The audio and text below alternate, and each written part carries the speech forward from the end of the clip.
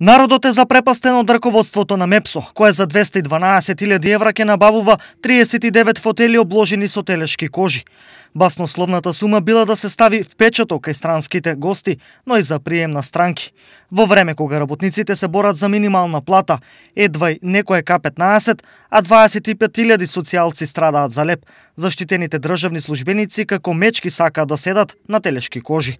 Што граѓаните мислат за телешките фотели од 212.000 евра? Сите директори се такви.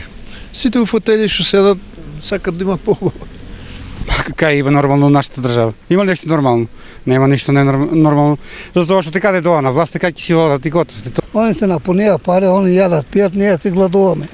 Тоа е животот. Не е нормално тоа. Ако треба да дадат, си треба да дадат. А не некој да земе, некој да не земе, тоа не е убаво, не? Ако овие државни службеници јавните пари ги трошат како распуштени жени на милионери, тогаш што граѓаните би направиле да можат во ваков случај?